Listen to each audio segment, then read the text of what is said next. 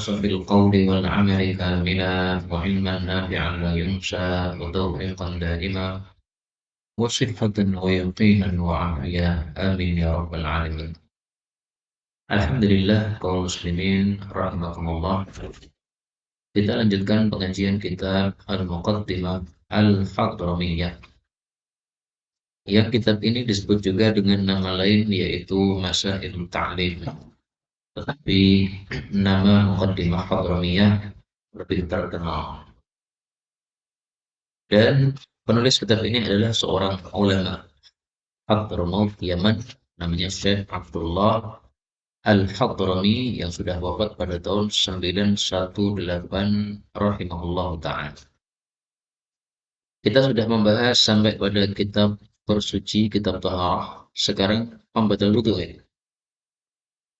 Baik, kita lanjutkan sekarang qala al-muallif. Laras tak pembatal wudu ya? Qala al-muallif rahimahullah ta'ala wa nafa'ana bihi wa bi'ulumihi fid dharain amin. Faslun, pasal baru fi nawaqidil wudu'i, tentang pembatal-pembatal wudu. Beliau mengatakan nawaqidul wudu'i, pembatal-pembatal wudu arba'atun, ada 4. Yang pertama al-awwalu al-khariju, sesuatu yang keluar min ahadi, dari salah satu as-sabilaini illal mani, kecuali mani. Jadi pembatal yang pertama adalah sesuatu yang keluar dari kubul atau dubur. Yang keluar dari kubul atau dubur ada 2 macam. Ada kalanya cair, ada kalanya padat. Semuanya sama, yaitu membatalkan wudu. Keluar angin, sama juga membatalkan wudu. Keluar air, sama juga membatalkan wudu. Keluar neker, misalnya seseorang makan neker akhirnya keluar dari duburnya, ini membatalkan wudu. Apapun yang keluar dari kubul atau dubur, kecuali mani, karena mani tidak membatalkan wudu tetapi mewajibkan apa? Mandi janabah.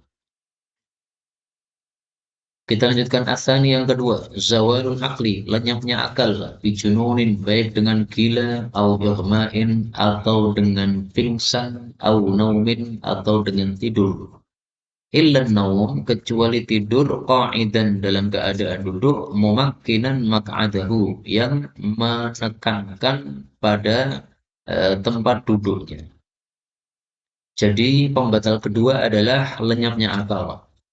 Lenyapnya akal ini ada 3 macam. Pertama, orang gila. Orang gila tidak punya akal. Buktinya dia melakukan sesuatu tanpa menyadari apa yang dia lakukan. Maka orang gila tidak punya dosa karena dia tidak menyadari apa yang dia lakukan. Kemudian yang kedua adalah pingsan. Pingsan baik 1 jam atau 1 hari atau 1 pekan atau 1 bulan. Karena pingsan itu bisa sampai berbulan-bulan. Sama saja hukumnya, yaitu lenyap akalnya, maka dia sudah batal wudunya. Kenapa sih kalau hilang akalnya kok batal wudunya?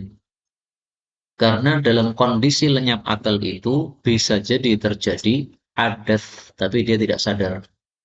Pas pingsan kentut, nggak sadar kan? Nah, maka karena kondisi dia tidak sadar sehingga bisa terjadi di situ pembatal-pembatal wudu, maka dihitung juga sebagai pembatal wudu. Tidur juga begitu. Orang tidur nggak sadar apa yang terjadi pada dirinya. Apakah dia keluar angin ataukah dia ngiler, nggak sadar sama sekali. Kecuali kalau tidurnya duduk dan duduknya posisinya pantatnya nempel ke tanah lurus, tidak miring. Maka kondisi seperti ini tidak membatalkan wudu. Kenapa? Bukankah kentut tetap bisa keluar? Betul, orang duduk posisi seperti itu, angin tetap bisa keluar.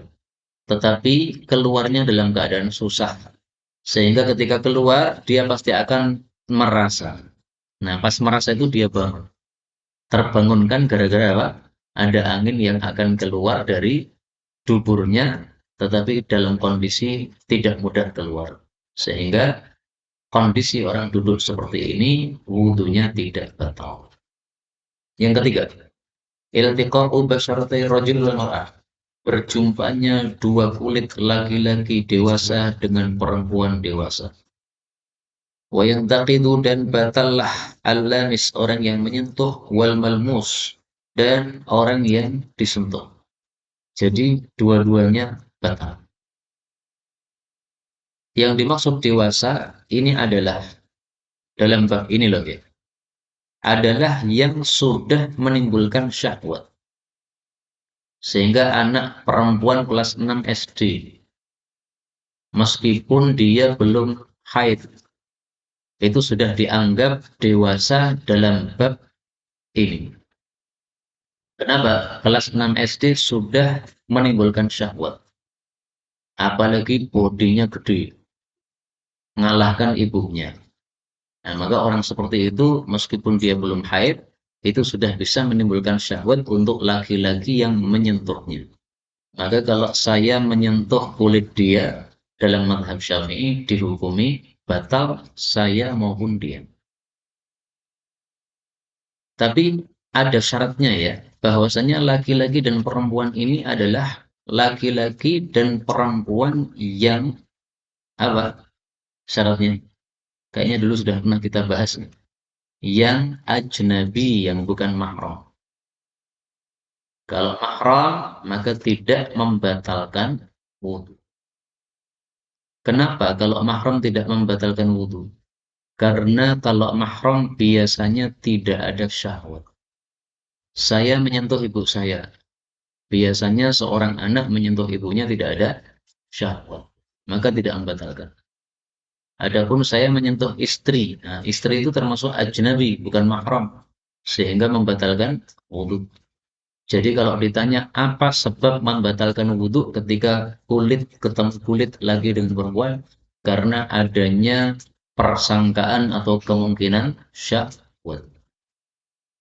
Juga karena adanya dalil yang menunjukkan hal itu, yaitu dalam Al-Quran Allah mengatakan aula mastumun nisa, atau kalian saling bersentuhan dengan para wanita, yaitu para istri maksudnya.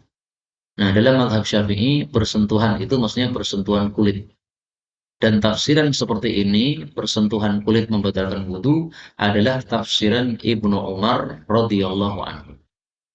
Kalau Ibnu Abbas mengartikan bersentuhan adalah apa? Jima atau setubuh. Maka setubuh itulah yang membatalkan, bukan bersentuhan kulit. Tapi maksud saya, pendapat mazhab Syafi'i ini bukan pendapat yang salah total, tidak.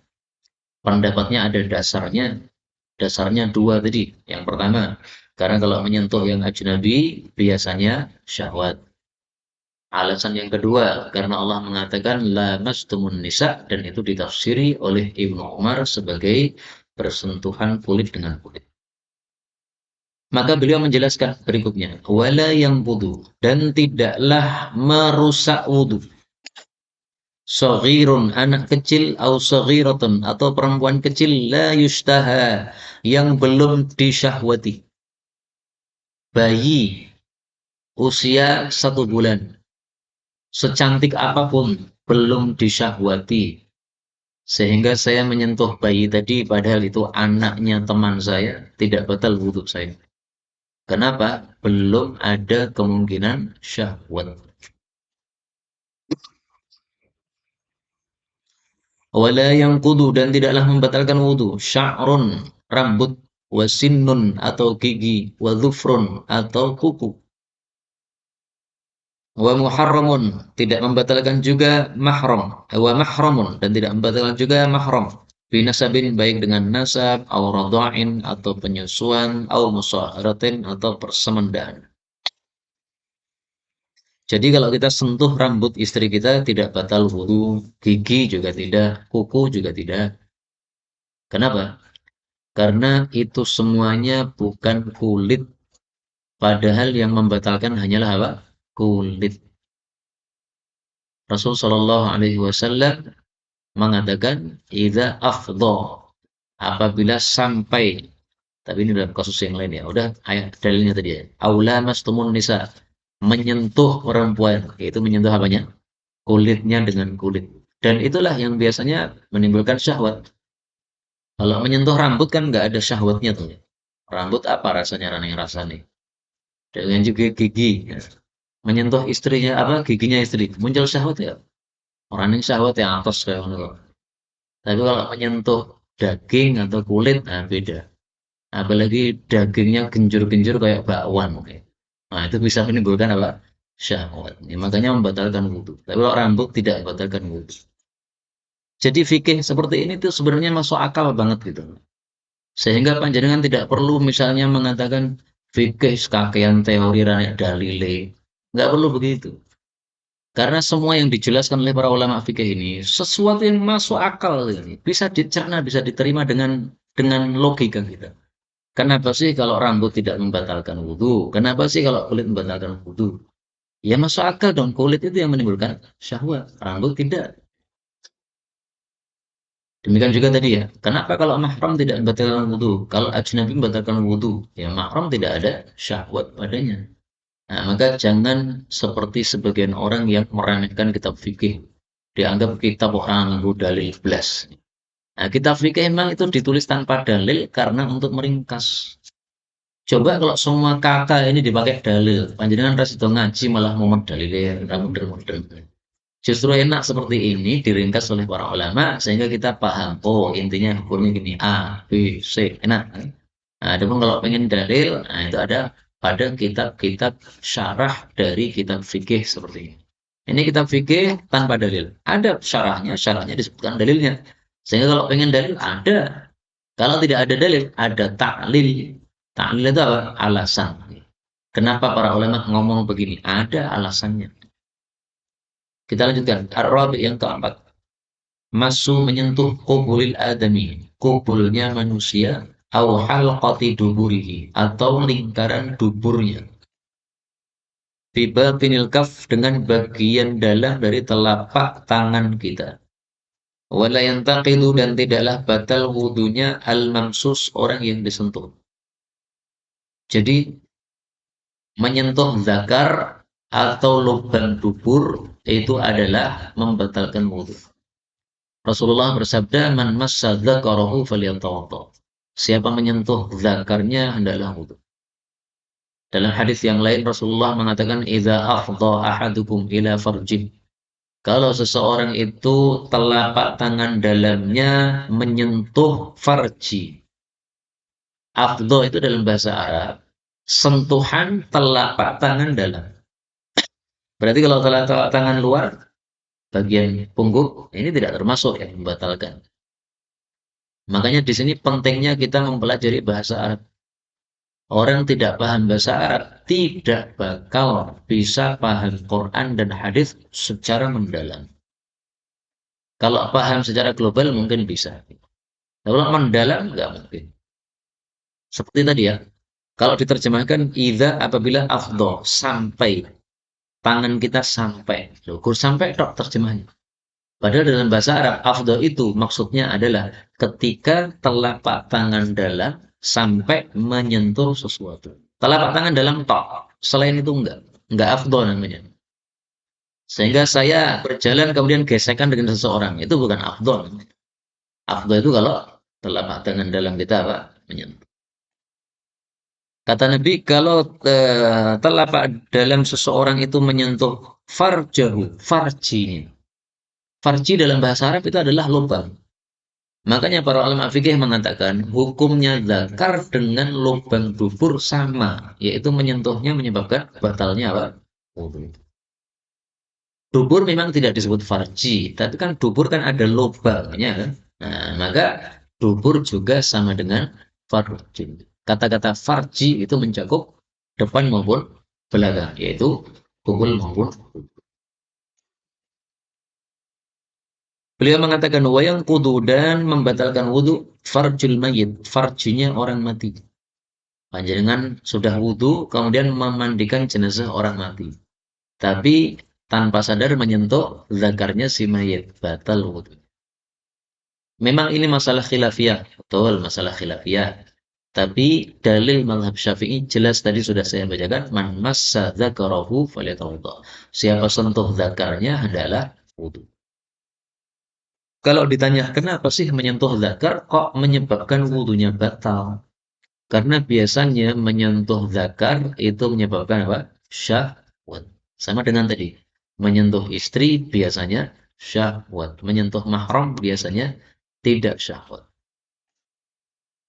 Beliau mengatakan wasaghiri, juga farjinya anak kecil membatalkan wudhu.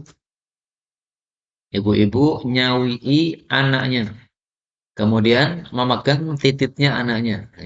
Nah, wudhunya apa? Batal. Wa mahallul jadbi, dan tempat yang terpotong dari zakar. Seorang laki-laki ikut perang, kemudian pedang nyasar ke zakarnya, sehingga kotor garis separuh. Nah, bagian ujungnya itu kan sudah tidak seperti yang normal itu. Nah, bagian ujung yang tidak normal tadi, itu seandainya disentuh, itu sama dengan menyentuh zakar yang masih normal. Itu wudhunya batal. Wa zakaril maktu, demikian juga zakar yang sudah terputus, ngepok. Nih, zakarnya sudah putus ngepok, esrane barang. Tapi masih ada sisa tempatnya itu. Nah, menyentuh situ, itu juga agak membatalkan wudhu. Karena sama, yaitu sama-sama bisa menyebabkan munculnya syahwat tadi itu. Beliau mengatakan wala yang kudu, dan tidak membatalkan wudhu. Farjul bahima, menyentuh farjinya binatang. Panjenengan punya ayam, ayamnya mengeluarkan telek lencung.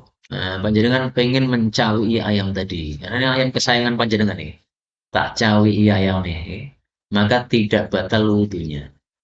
Kenapa? Karena biasanya farjinya hewan tidak menyebabkan apa? Syahwat. Demikian juga farjinya hewan itu tidak punya kehormatan sama sekali. Apakah hewan disuruh pakai celana ketika keluar rumah? Enggak. Nah, karena dia tidak punya kehormatan, maka tidak apa-apa kita melihat farjinya hewan, tidak apa-apa kita melihat menyentuh farjinya hewan. Karena memang tidak ada kehormatan sama sekali padanya, sehingga tidak perlu adanya larangan menyentuh seperti itu. Walal masu, tidak pula membatalkan wudhu menyentuh biru'usil asabi, dengan ujung-ujung jari, ini ujung jari. Wama bainaha, atau antara jari-jari. Kenapa ini semua tidak membatalkan wudhu? Karena ini namanya bukan bagian dalam telapak tangan. Bagian dalam telapak tangan ini. Ini sudah samping. Ini juga samping. Kalau ini bagian luar. Nah, yang membatalkan wudhu hanyalah apa? Bagian dan dalilnya tadi. Idza afdha. Apabila afdha. Afdha itu adalah bagian telapak tangan dalam menyentuh sesuatu. Makanya kalau ibu-ibu mencaui anak yang masih kecil, kemudian pengen wudhunya tidak batal dalam mazhab Syafi'i, peganglah titiknya anak dengan dijepit antara dua jari. Kayak orang rokok nih loh. Nah, gitu nih. Nah, ini nggak batal wudhunya. Karena tidak kesentuh bagian dalamnya. Jadi ulama fikih sangat detail sekali. Dan kedetailan mereka bukan kedetailan yang tanpa dasar. Detailnya pakai dasar. Saya paling benci kalau ada orang mengatakan kita fikih semumet ke ranik dalile sisan. Itu karena dia tidak paham bahwa kitab fikih itu sebenarnya ringkasan dari dalil-dalil yang ada. Karena kalau kita disuruh membaca dalil kadang-kadang tidak bisa menyimpulkan. Nah, ulama-ulama yang pintar-pintar itu membaca semua dalil terus mereka simpulkan. Nah, orang-orang yang bukan ulama kayak kita jadi pena, tinggal kesimpulannya. Tok. Enak ya. Baik, kita lanjutkan. Faslun pasal. Fima yahrum, apa yang haram bil hadas, dengan sebab hadas. Yahrumu haram bil hadas, dengan hadas, dengan sebab hadas. Satu, as-salatu, salat, wa nahwuha, dan semisalnya. Yang kedua adalah wa tawafu, dan tawaf. Yang ketiga adalah wa hamlul mushaf, membawa mushaf. Wa maswaraqihi, dan menyentuh kertasnya mushaf. Wa hawashihi, dan bagian tepi dari mushaf. Wa jildihi, dan bagian sampul dari mushaf. Wa kharitatihi, dan tasnya mushaf. Sebagian mushaf yang ada tasnya tadi. Nah, tasnya sama.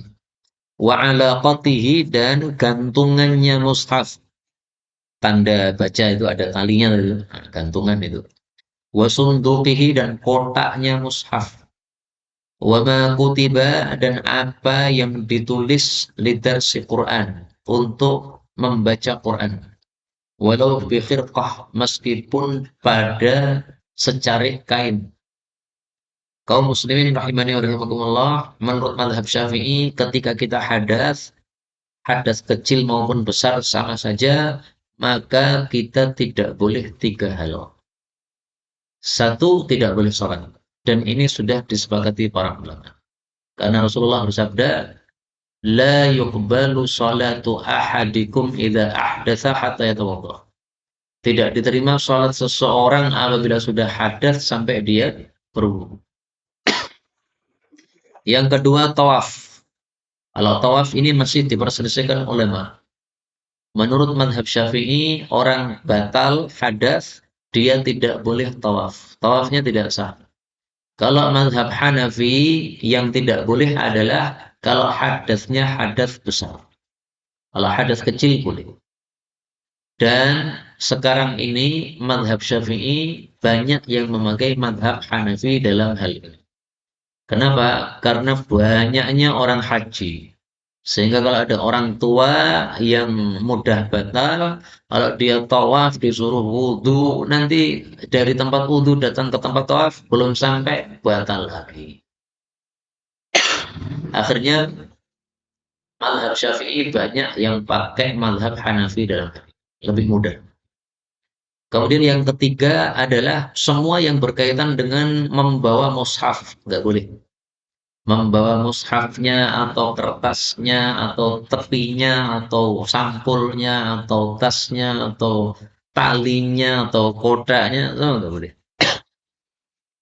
Santri dikasih satu kertas, isinya satu ayat saja. Nih satu ayat untuk dihafalkan hari ini. Nah, kalau hadas maka kertas isi satu ayat tadi yang untuk dibaca maka tidak boleh apa? Dipegang. Karena untuk dibaca. Sehingga sama dengan dia sedang membaca mushaf Al-Quran. Meskipun isinya satu ayat. Tapi kan ditulis untuk dibaca. Nah, berarti hukumnya sama dengan mushaf Quran.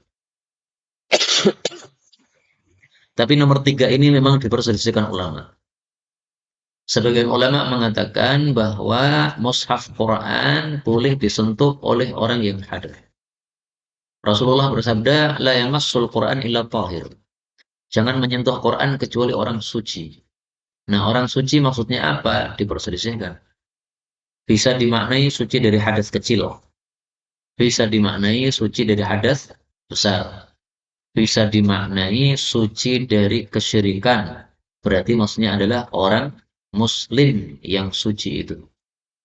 Maka kalau kita artikan yang ketiga, berarti tidak boleh menyentuh Quran kecuali orang mukmin. Orang kafir nggak boleh nyentuh. Orang mukmin mau hadas kecil mau hadas besar dia tetap mukmin. Berarti dia masih boleh untuk menyentuh. Nah, ini nomor 3 ini masih apa? Khilafiyah. Tapi kita perlu ngerti bagaimana madhab Syafi'i dalam hal ini. Karena kita hidupnya di Indonesia. Sehingga tidak menimbulkan percekcokan di antara kaum muslimin. Karena misalnya ya, saya nyantri di sebuah pesantren, pesantrennya kiainya pakai madhab Syafi'i. Nah, saya di situ nggak pakai madhab Syafi'i dan sengaja menampak-nampakkan. Ini sama dengan bikin masalah. Nggak boleh gitu. Saya pas membaca Quran batal. Ya jangan saya sentuh. Terus gimana caranya? Ya disebul nawa pripun pokoknya halaman ini buka. Kan tidak harus disentuh lagi. Atau nyuruh teman kita ini tolong halamannya dibukakan. Karena saya lagi hadas. Baca nggak apa-apa. Tapi nyentuh nggak boleh. Karena Nabi mengatakan la yamassal Quran illa tahir. Jangan nyentuh mushaf Quran kecuali orang yang suci. Nah, mazhab Syafi'i mengartikan itu maksudnya suci dari hadas. Bukan suci dari syirik. Bukan. Tapi suci dari hadas. Kalau saya pribadi, kalau saya ditanya, saya pilih pendapat yang mengatakan itu suci dari syirik. Berarti orang batal masih boleh nyentuh Quran. Itu pendapat yang saya pakai. Pendapat yang saya pakai. Kenapa? Karena dalam hadis yang lain, Nabi melarang supaya mushaf Quran dibawa safar ke negara musuh. Dilarang oleh Nabi. supaya Quran ini tidak dipegang oleh musuh yaitu orang kafir. Nah, berarti hadis itu saling menafsirkan antara orang suci dalam hadis tadi dengan hadis larangan membawa Quran ke negara musuh tadi adalah hadis yang maknanya saling menafsirkan. Wallahu a'lam bishawab. Tapi kalau kita mau berhati-hati, paling bagus tidak menyentuh Quran ketika sedang hadas. Lanjutkan baca, tapi nggak usah nyentuh Qurannya. Bisa dengan apa? Nah, nanti kita baca. Beliau mengatakan, wa yahilu dan halal. Hamluhu membawa Al-Quran fi amti'atin pada bekal-bekal atau barang-barang yang lain. La biqasdi yang tidak dengan tujuan membawa Quran. Misalnya ini tas saya.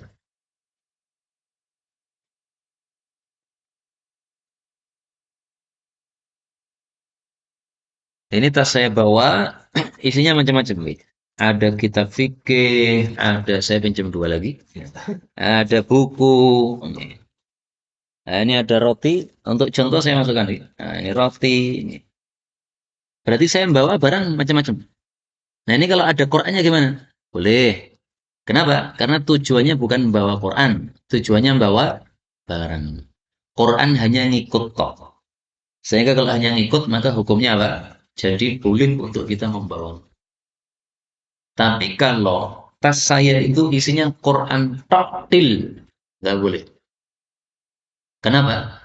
Karena tadi tidak boleh menyentuh Al-Quran kecuali orang yang suci. Lah saya kan tidak menyentuh, hanya menyentuh tasnya. Sama, menyentuh tasnya. Karena sambung dengan Quran tadi. Kemudian wafi tafsirin dan halal juga di dalam kitab tafsir aktsar minhu yang tafsirnya lebih banyak daripada Qur'annya. Tafsir Ibnu Katsir misalnya 4 jilid. Padahal Quran itu kalau dicetak cuma terdiri dari 1 jilid. Berarti 3 jilidnya ini isinya adalah tafsir. Nah, maka berarti nyentuh Quran tafsir Ibnu Katsir boleh. Ada tafsir yang Qurannya lebih banyak daripada tafsirnya. Contohnya, Mukhtasar Tafsir Tabari, ringkasan tafsir Tabari, ditulis oleh Imam Tujibi. Itu tafsirnya sedikit sekali. Tafsirnya tidak memenuhi sepinggiran halaman, hanya sedikit. Nah, maka menyentuh tafsir seperti itu tidak boleh dalam kondisi hadas. Kenapa? Karena sama dengan menyentuh Quran. Jadi intinya gini, mana yang lebih banyak itu yang dianggap sebagai barang. Lebih banyak ayat Qur'annya berarti dianggap sebagai Quran, lebih banyak tafsirannya berarti bukan Quran. Seandainya ada orang nulis Quran, tapi dengan bahasa Indonesia. Misalnya Alif Lam Mim ditulis Alif pakai Indonesia. Quran atau bukan kayak gitu? Bukan Quran, okay? Karena bahasanya bukan bahasa Arab. Wallahu a'lam bishawab. Kemudian wadananir. Boleh juga di dalam dinar-dinar. Ada nggak di situ wadananir? Soalnya di sebagian kitab nggak ada.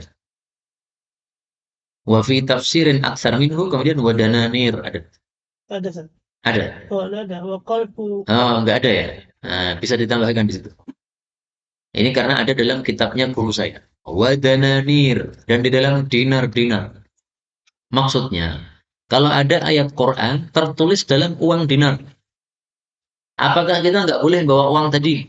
Boleh. Kenapa? Karena kita tujuannya bukan bawa Quran, tapi tujuannya bawa dinar. Tapi orang yang nulis ayat dalam dinar itu salah itu. Semestinya jangan nulis ayat Quran di dalam uang dinar atau dirham. Karena uang dinar atau dirham kadang-kadang dilempar dan sebagainya. Nah, nanti jadi teremehkan Qurannya. Tapi seandainya penguasa menulis dalam dinar itu ayat Quran, misalnya ditulis di situ wa ahallallahu al-bai', Allah menghalalkan jual beli, wa harrama riba, dan Allah mengharamkan riba. Ini ayat Quran. Nah, kita bawa uang dinar tadi boleh nggak? Boleh. Karena ini kita membawa dinar. Adapun Qurannya itu hanya ngikut. Sama dengan tafsir tadi. Ayat Qurannya hanya ngikut. Intinya sebenarnya tafsirnya. Kemudian wa qalbu waraqihi. Boleh membolak-balik halaman Quran bi'udin dengan kayu. Nah, kalau panjenengan sedang hadas, kemudian pas baca Quran dan malas untuk wudhu, maka panjenengan ambil setik mie ayam. Untuk apa? Membolak-balik atau membuka halaman Quran tadi. Bisa tuh nggih pakai setik mie ayam nggih. Nah, kalau saya megang apa mie dengan setik, berarti megang kertas dengan setik juga bisa, gampang itu. Kemudian wala yumna'u dan tidak dilarang as-sabiyul mumayyiz, anak kecil yang sudah mumayyiz min hamlihi dari memegang Quran, dari membawa Quran, wa massihi dan dari menyentuh Quran lidirasah untuk dibaca. Anak kecil sudah mumayyiz yaitu yang sudah usia 7 tahun biasanya. Sudah paham baik buruk, sudah bisa ngurusi dirinya sendiri, sudah mandiri, sudah bisa cebok sendiri kalau dia beol atau dia pipis, nah itu berarti sudah mumayyiz. Nah, anak-anak yang seperti itu tidak dilarang untuk membawa atau menyentuh Quran untuk dibaca. Kenapa? Karena dia sudah paham membersihkan diri sendiri. Sehingga aman dari najis. Tapi kalau ada anak usia 4 tahun, 3 tahun, nah, jangan dibiarkan bawa Quran. Jangan dibiarkan sentuh Quran. Kenapa? Anak seperti itu, satu, dia tidak aman dari najis. Dia nggak paham najis itu apa, nggak paham. Dua, dia juga nggak paham apa itu Quran. Maka Quran bisa aja kemudian ditaruh di tanah, kemudian didudui atau diinjak-injak. Nah, jadi teremehkan. Maka Quran jangan ditaruh di bawah. Karena kalau Quran tidak di bawah, diambil anak-anak kita yang usia 3 tahun, nanti bisa dilecehkan. Quran tetap di atas, di lemari atau di meja yang kira-kira anak-anak kecil itu tidak pakai mainan. Ya, sebenarnya anak kecil usia 3 tahun sentuh Quran boleh, asalkan yakin bahwasanya dia bisa menjaganya. Panjenengan mendidik anak-anak misalnya. Hati-hati anak-anak ya, ini Quran harus dimuliakan. Kalian tidak boleh mempermainkan ini Quran. Kalau mempermainkan dosa, dosa masuk neraka. Nah, misalnya gitu, diingatkan anak kecil. Anak kecil sudah paham, pokoknya yang kitab ini nggak boleh. Nah, maka dia boleh memegang karena sudah paham. Tapi kan rata-rata manusia anak usia gitu kan belum paham. Nah, maka para ulama fikih menulis hukum ini sesuai dengan adat kebiasaan. Yang sudah paham biasanya usia mumayyiz, usia 7 tahun, itu yang diperbolehkan untuk memegang Al-Quran untuk dibaca. Berikutnya, waman tayaqqanat taharah. Barang siapa yang yakin sudah bersuci. Wasyakka fil hadas. Tapi ragu-ragu apakah sudah hadas atau belum. Atau sebaliknya, au tayaqqanal hadas. Atau dia yakin sudah hadas, wasyakka fit taharah. Dan ragu-ragu apakah sudah bersuci atau belum. Maka yang dipakai apa? Bana ala yakinih. Dia mengambil yang diyakini.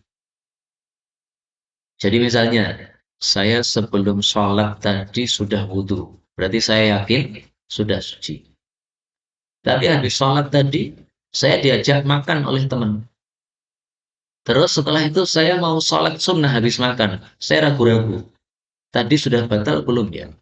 Tadi diajak makam soto tadi batal belum ya? Nah, ragu-ragu. Nah, maka anggap saja ragu-ragu itu nggak ada. Berarti saya sholat sunnah setelah makan boleh nggak? Boleh. Karena yakin tadi sudah bersuci. Tapi kalau sebaliknya, yakin sudah hadas, tapi lupa apakah sudah bersuci atau belum. Nah, maka di sini juga dimenangkan yang hadasnya. Misalnya habis makan soto, kemudian saya ke belakang, pipis.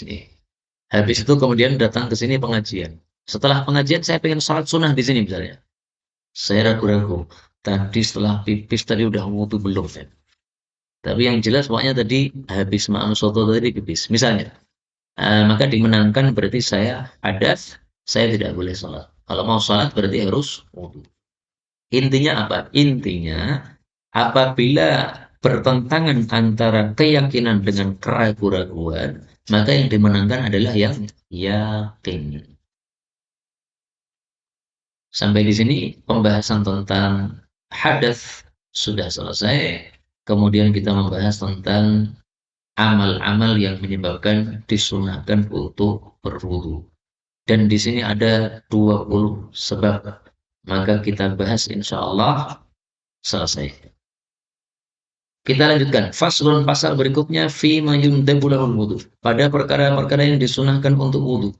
Yustahabul wudu. Disunahkan wudu. Pertama minal fasdi. Dari sebab melakukan fasad. Tahu fasud nggih?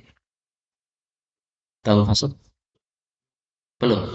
Fasud itu kayak pegang. Fasdu. Nah, kalau orang Indonesia mungkin nyebutnya apa? Fasdu. Keluar darah nggak, Mas? Fasdu itu definisinya adalah mengeluarkan darah dari warid. Warid itu apa?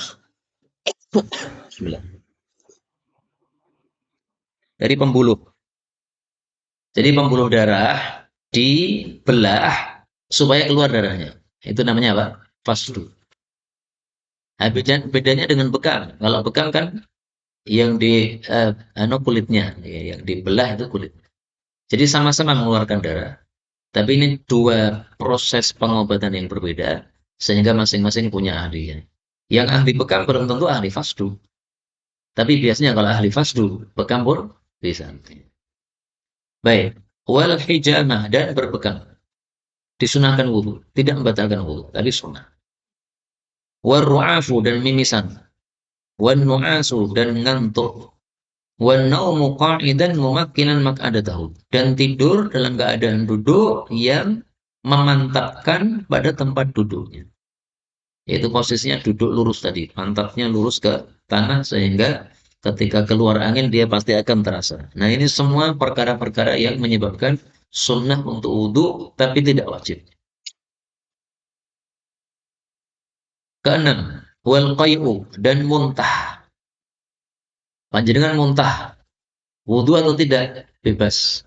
Tetapi kalau wudhu lebih baik. Kenapa? Karena sesuai sunnah Rasulullah SAW. Dalam Sunan Abu Dawud disebutkan qa'a fatawadda'a. Nabi pernah muntah lalu wudhu.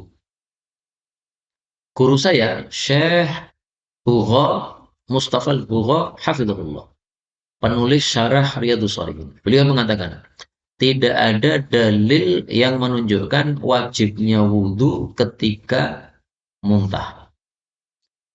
Maka saya katakan, kalau dalil yang jelas, tegas memang tidak ada. Tapi tadi hadisnya sahih, bahwa Nabi muntah, kemudian beliau berwudhu. Nah, gara-gara hadis itu, sebagian ulama mengatakan, muntah menyebabkan wajib wudhu. Karena Nabi muntah lalu wudhu. Nah, sebagian ulama yang lain mengatakan, enggak, itu kan cuma perbuatan, bukan perintah. Kalau perintah, itu wajib. Barang siapa yang muntah, silahkan wudhu. Maka hendaklah wudhu. Nah, itu wajib. Tapi ini kan bukan perintah. Ini hanya kasus saja, Nabi muntah lalu wudhu. Berarti sunnah. Dan itu yang dipakai oleh mazhab Syafi'i. Yang ketujuh, wal qahqahah fi shalah, dan tertawa pada saat sholat. Qahqahah itu adalah tertawa yang bersuara. Kalau diartikan ngakak, tidak harus ngakak lah. Pokoknya bersuara. Maka kalau tersenyum saja tidak disunahkan untuk apa? Tapi kalau tertawa sampai keluar suara pada saat sholat, maka disunahkan untuk apa? Wudhu. Kenapa sih disunahkan? Kan tidak membatalkan sholat, kan tidak membatalkan wudhu kan sebenarnya tertawa. Coba panjenengan pas pengajian gini, kemudian ada yang lucu, ketawa. Apakah ketawa jadi batal wudhunya? Enggak. Lah kenapa mazhab Syafi'i mengatakan disunahkan ketika kamu ketawa pada saat sholat, selain mengulangi sholatnya, juga mengulangi wudhunya. Kenapa? Karena mengingat adanya pendapat yang mengatakan wajib wudhu apabila tertawa pada saat sholat, yaitu mazhab Hanafi. Kalau mazhab Syafi'i mengatakan Anda sholat, Anda tertawa sampai keluar, yang batal cuma sholatnya, bukan wudhunya. Tetapi disunahkan untuk mengulangi wudhu. Istilahnya apa? Khurujan minal khilaf, supaya keluar dari perselisihan pendapat. Mazhab Hanafi mengatakan wajib wudhu, mazhab Syafi'i mengatakan tidak wajib wudhu. Nah, supaya keluar dari perselisihan pendapat, udahlah wudhu aja. Itu istilahnya apa? Khurujan minal khilaf. Para ulama mengatakan keluar dari masalah khilafiyah itu lebih utama. Contohnya gini, bekecok. Madhab Syafi'i mengatakan haram, madhab Maliki mengatakan halal. Nah, pakai kaidah tadi, al-khuruj minal khilaf mustahab. Keluar dari perselisihan pendapat lebih baik. Berarti nggak usah makan bekecok. Mampir di silahkan. Tapi bekecotnya, sate bekecotnya nggak usah diambil. Sate yang lainnya sajalah. Sate kiri atau apa silahkan. Sate bekecotnya nggak usah. Itu namanya khurujan minal khilaf. Berikutnya yang kedelapan. Wa aklu ma masat hunar, memakan sesuatu yang sudah disentuh api, dimasak api. Nah, maka disunahkan untuk berwudu. Misalnya makan roti dan sebagainya yang sudah disentuh dengan api, dimasak dengan api. Yang kesembilan, wa aklu lahmil jazur, memakan daging unta. Dalam mazhab Syafi'i hanya sunnah untuk wudu, tidak wajib. Kalau mazhab Hambali mewajibkan. Uniknya Imam Nawawi yang bermadhab Syafi'i lebih cenderung kepada madhab Hambali dalam hal ini. Sehingga beliau menghasum untuk wudhu apabila makan daging unta. Kenapa? Karena kuatnya dalil dalam hal ini Rasulullah bersabda, tawaddu'u, makanlah berwudulah kalian min luhumil ibil, dari sebab memakan daging unta. Yang ke-10, wasyakku fil hadas, ragu-ragu tentang hadas. Tadi sudah hadas belum ya? Tapi yakin sudah bersuci. Nah, berarti sudah suci, tetap suci. Tapi kalau mau wudu gimana? Lebih bagus lagi, sunnah. Yang ke-11, wa minal ghibah, wudu dari sebab ghibah, dari sebab namimah, mengadu domba, dari sebab dusta, dari sebab mencela, dari sebab perkata yang jelek, misuh-misuh misalnya. Ini semuanya saya kasih nomor 11 karena intinya sama, yaitu berwudu setelah mulut kita ngomong sesuatu yang menyebabkan dosa. Kenapa? Karena dosa mulut apabila kita berwudu, dosa-dosanya gugur bersama air yang menetes. Sehingga kalau sudah menipu, maka kemudian tobat, berwudulah. Lebih bagus lagi setelah wudu kemudian sholat sunnah. Tapi jangan disengaja ya. Wong tak tipu, pergi ambil wudu. Nah, sengaja begini ngawur ya. Hal itu malah tidak diampuni oleh Allah Subhanahu wa Ta'ala. Nomor 12, wal ghadabu, dan wudu dari sebab marah disunahkan. Kenapa? Karena marah sumbernya dari setan. Sementara setan tercipta dari api. Api kalah dengan air. Memang hadis yang mengatakan siapa yang marah hendaklah wudu memang dhaif, tapi kan masuk akal. 13, wa ili iradatin naum, dan ketika hendak tidur. Kenapa disunahkan wudu? Karena kalau orang tidur dalam keadaan suci, nanti ketika dia itu membalikkan badan pada malam hari, maka malaikat yang bersama dia mendoakan. Ya Allah, orang yang membalikkan badannya ini tolong diampuni. Karena dia tadi bersuci ketika sebelum tidur. Maka kalau pengen didoakan malaikat ketika tidur, hendaklah sebelum tidur berwudu. Disunahkan, tidak wajib, tapi disunahkan. Maka saya cocok dengan kamar-kamar yang di dalamnya ada tempat berwudunya atau ada kakusnya, sehingga mau berwudu nggak malas gitu harus keluar kamar. Di kamarnya sudah ada tempat untuk buang hajatnya di situ. Tapi harus besar itu nih. Kalau ruangannya kecil ya nggak cukup. Yang ke-14, wali qiraatil Quran, disunahkan wudu untuk membaca Quran, wal hadis, membaca hadis, wal zikir, dan untuk berzikir. Kenapa? Karena Quran itu perlu kita muliakan. Nah, salah satu memuliakannya gimana? Yaitu membaca Quran dalam keadaan suci. Bahkan Rasulullah mengatakan, bersiwaklah sebelum membaca Quran. Kenapa? Karena mulut akan dilalui oleh Quran. Nah, Quran ini sesuatu yang mulia, maka dimuliakan. Gimana cara memuliakan? Bersihkan. Dan para ulama mengatakan, baca Quran dalam sholat pahalanya lebih besar daripada membaca Quran di luar sholat. Baca Quran di luar sholat dalam keadaan suci pahalanya lebih besar daripada membaca Quran tanpa suci. Tapi semuanya berpahala. Kalau hadis ini disamakan dengan Quran, karena sama-sama wahyu dari Allah Subhanahu wa Ta'ala.